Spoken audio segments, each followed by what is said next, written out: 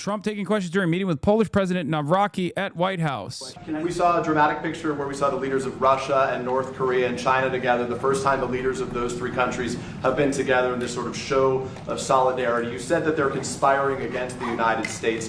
What do you think they're conspiring to do? And given this, is it reason why you should slap or would consider slapping secondary sanctions on Russia if they're conspiring against the U.S. now? Well, I've already done that with regard to India, and we're doing it with regard to other things. And I put out a truth last night. You saw that.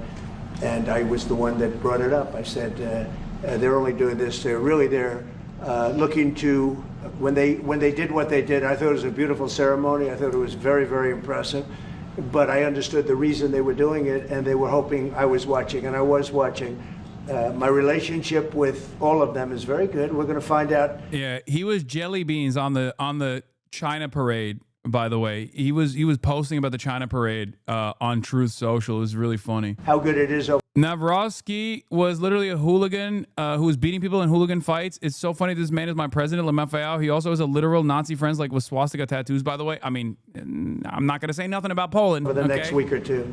Mr. President, right now, there have been survivors of Jeffrey Epstein speaking at a press conference on Capitol Hill. They're calling for these case files, these documents to be released. And Thomas Massey, who is sponsoring a discharge position to get the House to vote on the release of those documents, says he doesn't believe you're implicated in these files, but many of your friends and donors may be, and he says that's why the Justice Department is... Oh, God. Oh, God. You're talking about Epstein again. Don't do it. Nobody cares about Epstein. Just the New York financier. New York financier. Who cares? Why do you care? Do you care about finance? You're still talking about him? The Epstein guy? Who cares? Believe it. Redacting them and slow walking the release. Is the Justice Department protecting any friends or donors, sir? So this is a Democrat hoax that never ends. You know, it reminds me a little of the Kennedy situation. We gave him everything over and over again, more and more and more, and nobody's ever satisfied. From what I understand, I could check, but from what I understand, thousands of pages of documents have been given. But it's really a Democrat hoax because they're trying to get people to talk about something that's totally irrelevant to the success that we've had as a nation since I've been president. Even if you look at D.C. right now, D.C., it's a totally safe zone. It's called a safe zone. That's a term. It's a term of art. It's a safe zone because it's very safe. You can walk down the street now and nothing's going to happen. No crime, no murders, no nothing. Because we had a lot of problems with certain places, and we still do. All run by Democrats, or for the most part, run by Democrats. So what they're trying to do with the Epstein hoax is get people to talk about that instead of speaking about the... Oh, that's what people are doing with the Epstein hoax. He's still going along with the Epstein hoax, by the way. The Democrats are distracting people by talking about the Epstein hoax, as opposed to talking about his big, beautiful actions of illegally using the military as a domestic police force on populous American metropolitan cities.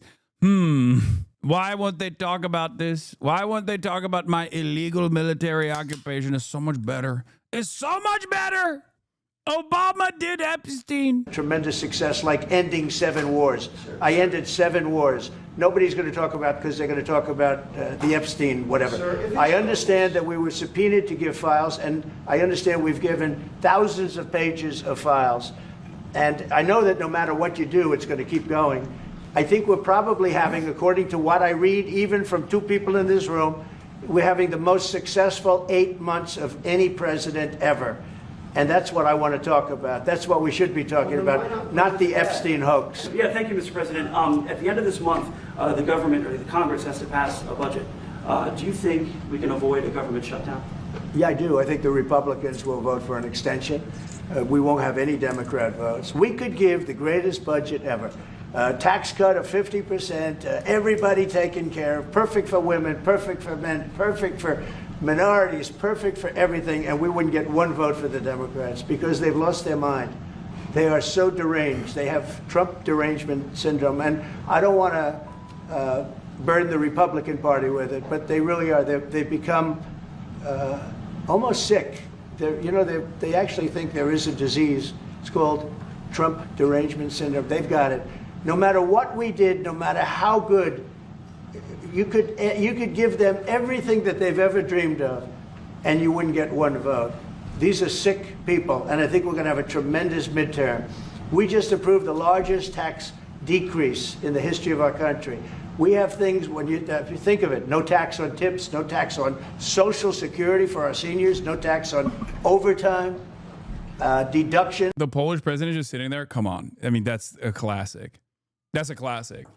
This is what Trump does best, which is have world leaders sit there as he just fucking postures endlessly about Trump derangement syndrome and just goes on and on. It's a part of sitting on the cuck chair. It's a part of the cuck experience. And I mean, he doesn't just do this to Poland. He does this to England. He does this to Germany. He does it to them literally at the same time. Remember, he did this when like Macron, Keir Starmer, like Ursula von der Leyen or Merz, like they were all sitting around the table and he just made them sit there and just droned on and on and on and on about all of this nonsense. The only time he doesn't really do it as much is when he was with Vladdy Poo. I feel like he has more respect for Vladdy Poo, so it don't matter. Like he doesn't do that. He doesn't pull that with Vladdy Poo. The Democrats, I don't believe, will get one vote. It's very anti-crime. We want anti-crime. They're in favor of crime. We're against crime. You know, they gave us things like men playing in women's sports, open borders for everybody, transgender for everybody. I mean, they want a transgender.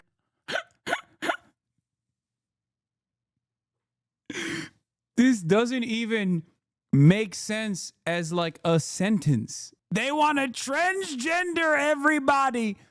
These guys have devolved so rapidly, especially in the last decade, that they don't even need to communicate using the English language.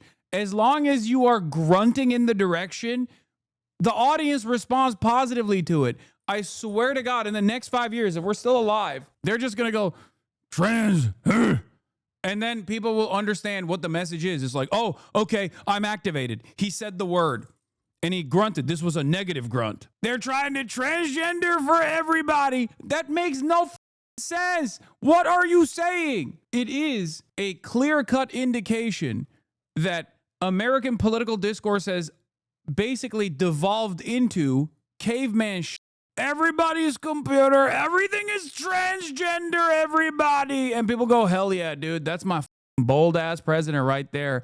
I love him. I love him so much. He is so real. He's such a real one, dude. That's awesome. It's so dumb. For all of the crazy things that they were saying, and, you know, people would say they're 80-20 issues. I say they were 97-3. I always say 97-3, and nobody knows who I the always say it. Nobody knows. This is the best. Nobody knows what that means, but I say it anyway. Everybody transgender. Everybody transgender. Everybody knows. When I say it, everybody knows what that means. I like to say 99% to 1%. 99% say nobody transgender. 1% say everybody transgender. Best issue of all. They are against preventing crime. They are fighting us. I want to go into Chicago, and I have this incompetent governor that doesn't want us. Do you know that this weekend? Democrats love crime. They want to do more crime. They are criminals. Also, I was convicted, but that's okay. That was a crime in and of itself. Democrats are the criminals. They're crimers. They want crime. They want to legalize crime. Everybody transgender. Think about that. Like, the only reason why we're all aware of what he's trying to say here is because he has so much, I guess, messaging discipline on this issue. He is like the Bernie Sanders of lying about Democrats. Like what Medicare for all is for Bernie Sanders. Like if Bernie Sanders went up on stage and was like, everybody Medicare, everyone would understand what he means. And this is for Trump. It's just like everybody transgender. Democrats want crimes. Immigrants are rapists, decapitators, and baby annihilators. And we just got to, we got to put a stop to that. That's it. Everything's computer. Everything transgender. Transgender for all. That's what they want. 72 people were shot in Chicago. I'm embarrassed to say it in front of the president of Poland. 11 people were killed. 72 people were shot. Last week, 7 people were killed in Chicago, a place which is probably your number one place. I hate to say it. Yeah, a lot of balls in Chicago. And we got to keep it safe. But 7 people were killed. The week before that, 5 people were killed, and 21 people were shot. This is in 3 weeks. So in 3 weeks, I lost almost 35 people were killed. It could have been stopped. If you look at Washington, D.C., 3 weeks ago, it was the same or worse. And now it's considered a totally safe zone. Restaurants are open, they're bustling. Restaurants, you have to see, restaurants were dying. Nobody wanted to go out. They didn't want to be attacked. They didn't want to be mugged. They didn't want to be attacked even in the restaurant. And you take a look at what's happened. Friends of mine that haven't gone to a restaurant in 4 years, one of them went out 5 times in the last 2 weeks to a restaurant with his family. They feel totally safe. Washington, D.C. is a totally safe city. You're not reporting any crime because there is none. They said crime is down 87%, and I said, no, it's not. It's down 100%. We have a great thing going. I could do that with Chicago. We could do that with New York. We could do it with Los Angeles. So we're making a determination now. Do we go to Chicago, or do we go to a place like New Orleans? Yeah, now he's saying he's sending him to Chicago, by the way. And he also presented, he floated the idea of like invading New Orleans as well, which would be, I guess, the first of its kind for a red state. But I don't think he's going to do that. I think he's going to go for Chicago. And you have New Orleans, which has a crime problem. We'll straighten that out in about 2 weeks. It'll take us 2 weeks, easier than D.C. But we could straighten out Chicago. All they have to do is ask us to go into Chicago if we don't have the support of some of these politicians. But I'll tell you who is supporting us, the people of Chicago. And I sort of want them to let it be known. They have incompetent people, a guy like Gavin Newsom.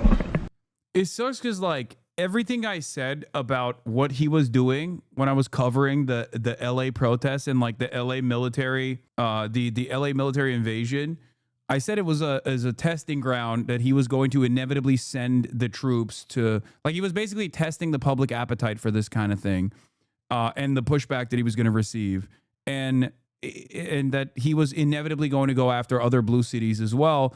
And it's obvious that he's doing that. Like, that's precisely what the goal was.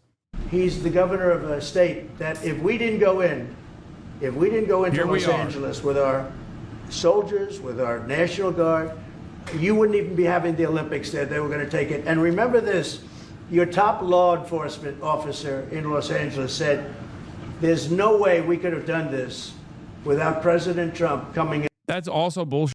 I mean, that's bullshit. Even people who are a part of like the policing structure in Los Angeles were not happy about armed, lethal military members storming the streets. Even if ultimately it was a show of force, even if ultimately it didn't like amount to anything, and it was a totally unnecessary posture, partially because like domestic police is already heavily militarized anyway, and there was no need for that level of like pushback. No one actually thought that this was great. The mayor was against it. The cops didn't actually appreciate it either. I mean, we were there. A big part of what the police riot control movements were to move the crowds away from the federal buildings where there were federal law enforcement officers propped up on balconies and shit with like less than lethal ordnance that they were deploying onto crowds. Thank you, sir. What's the most important branches of interest between Poland and U.S. Nawrocki? Well, it's just the relationship we have. I think there's a great trust and a great, more than most countries, more than almost any countries. We have some in a category that's very special, and Poland is in that category. We have a very special relationship. It's like the question about the soldiers that was asked. We never even thought in terms of removing soldiers from Poland. We do think about it with regard to other countries, but we would never know. We're with Poland all the way, and we will help Poland protect itself. Awesome. It's just, I'm beginning to notice a pattern here where it's like every problem requires sending the military, sending the military. Poland exists, sending the military. We need to use the military.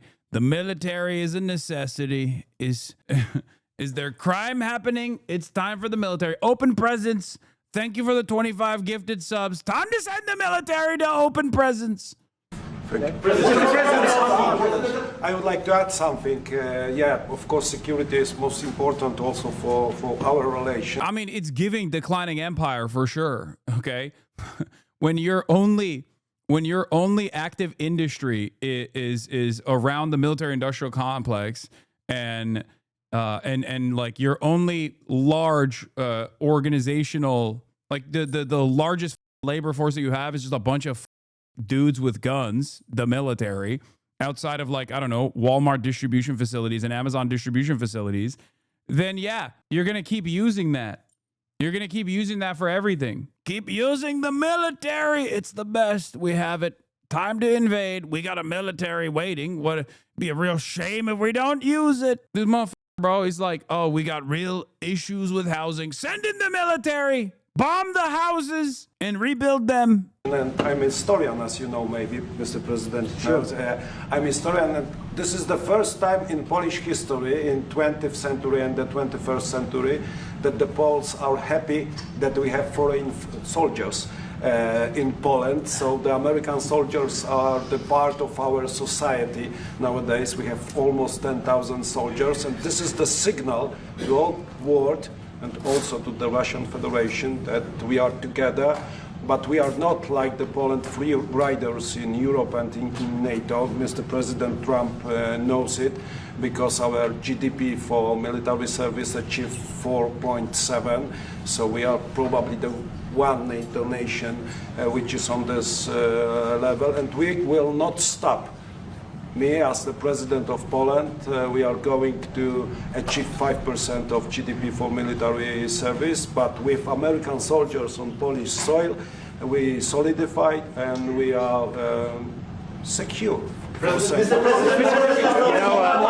Just about that, Poland was one of two nations that paid more than they were supposed to with NATO. I don't know if anyone knows that, but there were two nations. And Poland paid more than they were supposed to. They thought it was low. And by the way, since then, at my request, they've raised it from 2% to 5%.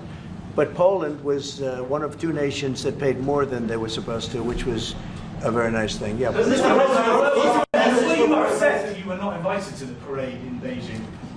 Never even thought about it until just now. I do want to mention another I told you so moment. One of the things that I actually consistently brought up over and over again was that a lot of young people that took a shot in the dark at Donald Trump because they were too young to remember what it was like when he was president, where he made a lot of gains from like Gen Z voters, would very quickly realize that he sucks ass. And I told you this ahead of time. I literally said, like, all these people that voted for him, especially young people that he was actively trying to get support from, because it was one of the one of the only remaining avenues where people just like didn't have a fully fleshed out opinion of Trump, especially like a negative one. They were inevitably going to swing back around and go, this guy sucks. And the same goes for a lot of like independents, a lot of people in the margins. This is what happened in Trump 1 as well, right? People vote for the guy because they think he's going to break the systems. And he's also consistently talking about things that other politicians simply don't talk about, like moneyed interests and things like that. And then you vote for him, and then you realize he's just as transparently corrupt as anybody else. I guess the only difference is he's transparent in his corruption, as opposed to like other groups that or other politicians that aren't as transparent. But he's also a bumbling old fool who's not improving people's lives at all. And they would inevitably turn around and go, yeah, this shit sucks. And here we are. Trump's dropped approval among 18 to 29-year-olds have gone up to a 66% disapproval, shot up 29%. His job approval among 18 to 29-year-olds is at 30%. That's minus 12. This is always the same shit. Remember, I talked to you about trans issues, for example. I told you, there is going to be a point where people go, wait a minute, he's dunking on trans people, but that's not actually improving my life. All of these issues are simple distractions. They're very successful at making people pay attention. They're very successful at like shifting people's priorities away from the issues that actually matter. But when you actually become the president, it's not just about, please don't read statistics if you aren't going to say the thing. What? The polls are a lie. They're lying. The young people love me. Is that what you're saying? Oh, holy Toledo. Trump's job approval among 18 to 29-year-olds is down, down, down. Last time this was checked is in 225. February 2nd, 225. Is that good? That's what you were saying. You wanted me to say, holy Toledo. You are doing the same. Transpose narrative to a different premise. If you read The Decline of Trump Approval, just show which policies are causing it, not just fish. One of them, all of which fits your narrative. It's not one of them, it's all of them. Because the entire political infrastructure in this country revolves around refusing to address the major issues that pertain to people's material conditions, the cost of living, rent, which requires you to tackle the housing market. This is a very moneyed interest a project that needs to maintain this finite supply of housing. A lot of people with money, a lot of people with capital want to make sure that the housing market stays as it is, which creates a lot of homeless people, for example. And when you see that homelessness, when you see the homeless population, you go, oh, there's crime that's everywhere. Poverty is everywhere. Crime is everywhere. And then you want more militant responses. Trump is filling that need very well. But in that process, there's a lot of people that go, I voted for Donald Trump because I thought he was going to make things more affordable. Things are less affordable than they ever were. And the only thing that's happened so far is that they're just like sending the military. Trump said he was going to tackle the issue of migrant crime. It turns out the migrant crime panic was completely made up hysteria. I think one thing I heard you say that cuts through all the crime hysteria bullshit is that what people are really complaining about is visible poverty, aggressive panhandling, and dirty, poorly maintained streets. It's not about the actual stats. Yeah, exactly. Homelessness is one of the most visible aspects of poverty, and poverty translates to people thinking that there is major crime happening. A lot worse crimes that you fantasize about happening all around the country. So when you see homeless people in the streets, and when you see like other visible aspects of poverty, like locking up deodorant at CVS, you go, crime is completely out of control. There's a reason why Bernie got way more Republican crossover voters than any moderate lib ever dreamed of getting. These aren't leftists who moved over to the right. They're ex-apolitical or once ex-conservatives who saw a different option than the status quo. Yeah, it's vibes-based for the most part. But once again, I don't have an issue with vibes-based voting. I mean, I wish that it wasn't vibes-based. What I have an issue with is non-policy driven voting. If I were to explain my main role here, it's to try to get every single person that tunes in to actually care about the policy agenda, to actually care about holding politicians to account regardless of party affiliation. And unfortunately, given, and not to get too Marxist here, but given the reality that we have a bourgeois capitalist democratic process that is supposed to have a bipartisan attitude on major issues that pertain to some of the most consequential aspects of your life, like privatized medicine, privatized healthcare, an incredibly costly college education that is getting increasingly more costly, endless military, endless warfare around the globe, endless fucking money to the military. These are things that like neither major party actually disagree on. It's established as the truth. It's established as this like reality because those are the things that like the average person actually worries about and actually cares about. And yet there is an established consensus there. American politics turns into team sports. So the people that are super tuned into this stuff do not care about the policies at all, do not care about like holding politicians to account when they refuse to push for these policies that they promised that they would actually push for when they are in charge. That's my goal. I don't give a who's advocating for what. I care about the actual policies, okay? I don't care about the letter next to their name. Of course, I have a lot of smoke for the Republican Party because the policies that they supposedly care about are also genuinely harmful. And at best are simple distractions. But the reason why I have a lot of smoke for the Democrats are also because they don't follow through on any of the agenda that they claim to care about, any of the issues that they claim to care about. We got to hold these motherfuckers accountable. Anyway, do I regret playing Among Us with AOC? No, no. Why would I? No, of course not. I think a lot of people don't understand that I use the Democratic Party because it's the only game in town that is supposed to be the ostensible left flank of American politics. Because I'm a firm and committed believer that a lot of people who are self-identified liberals are not as antagonistic to the policies that I'm advocating for. The goal is to capture their attention and get them to also be diehard fighters for these causes. You might disagree with that. You might say it's entryism, it's stupid, it's silly. You're just an advocate for the same imperial coin, and that's fine. But I don't see you building a revolutionary vanguard anytime soon. And if you look to the actual current cultural attitudes towards the left, if you look to the current attitude towards socialism in this country, we are a far way out from building any sort of revolutionary vanguard anyway. So right now, advocacy is perhaps more important than anything else. Having prominent left politicians run for positions of power and show that there's an alternative vision there that will hopefully capture the attention of enough Democrat Party voters that demand more of the same type of policies and the same type of politics that you see from the likes of Zoran Mamdani is the best possible way to even bring about maybe down the line a revolutionary vanguard, if that's what you choose to do so. Same goes for unions. Mr. President, you talked about how historic these tariffs have been, bringing in revenue, additional revenue for our country. You've also mentioned before they could possibly replace federal income tax. It's possible. Do you think that's... Someday it's possible. It used to be. So if you go back to 1913 is when they ended tariffs. We were the richest ever from 1850. It was all tariffs. We didn't have income taxes. From 1850 to 1913.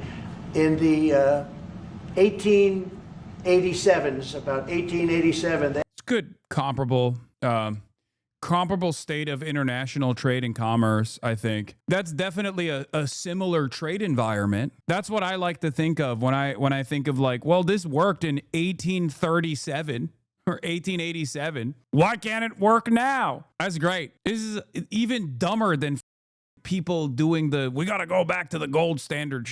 You gave Vladimir Putin a 2-week deadline to agree to talks with Volodymyr Zelensky.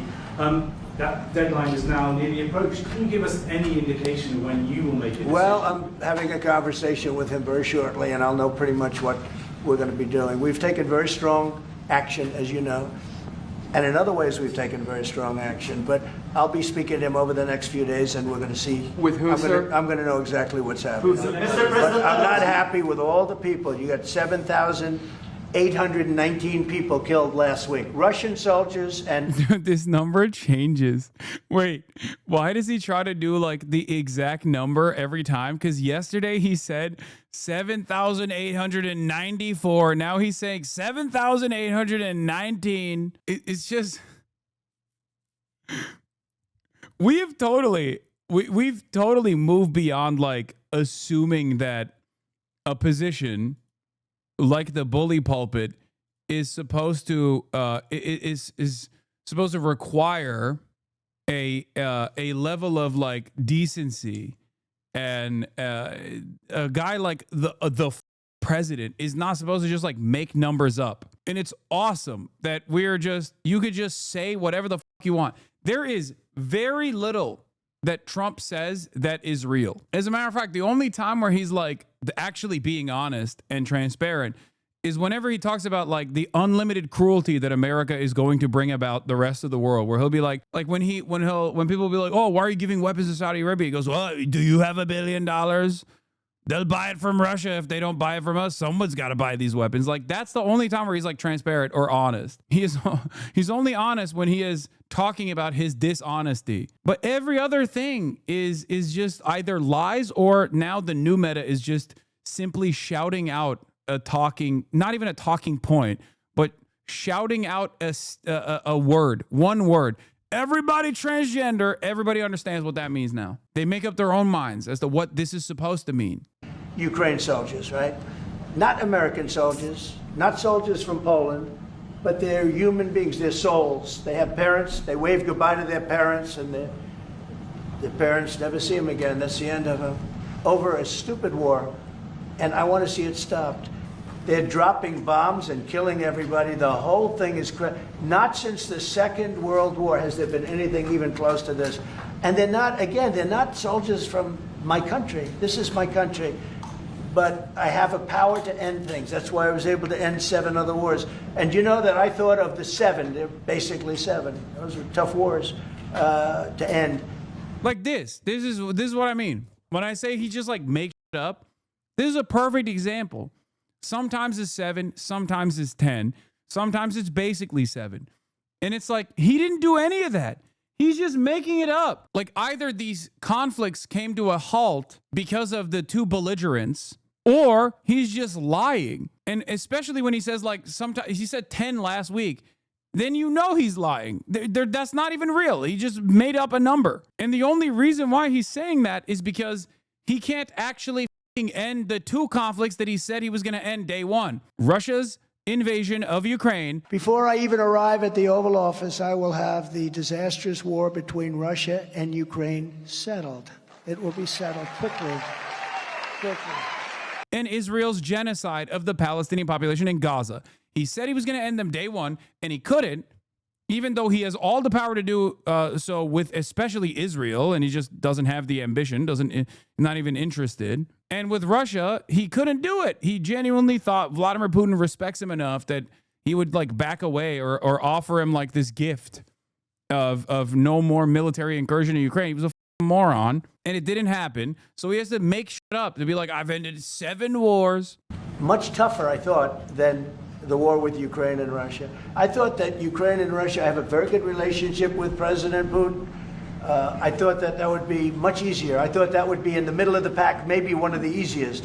Sometimes you never know with war. You know, war is a very interesting thing. You never know with war. War is complex and dangerous, and what a mess, what a bloody mess. August 25th. Good job. Thank you, sir. You stopping a lot of wars? just the presidents we're stopping. We've stopped 7 wars, and really the number is actually 10. We're not including a couple, and we're not including in there what we did with Iran, stopping their nuclear play. They would have had within a month or 2, they would have had a nice big nuclear weapon to use. That's not going to happen. I mean, what do we say to this? Like, what can you say to this? And it's sad because sometimes people misunderstand me when I talk about like certain content creators and their popularity, which we found is not even so organic as we previously thought. I'm not going to name any names. It's not that like there's envy or jealousy there that another content creator is more popular than me. There are a million content creators that are more popular than me. It's the fact that there are people tuning in who agree with this reactionary framework that frustrate me. And this is no different. It's not that Trump is like a bumbling old baboon, senile and constantly lying. It's the fact that people actually love him and they also agree with him and they think he is brilliant. That's the most discouraging thing, because if like everybody recognized what the he was and reacted appropriately and like, you know, constantly tried pushing and then there was like a significant militant response against that sort of thing, then I would say, you know, at least the population is smart. At least the population understands what's going on. At least your neighbors know what the is up. What makes me sad is the fact that there is a 30% part of this population that unironically, no matter what he does, will turn around and say, nah, man, that's my president. You stupid libtard. He's hot. He's healthy.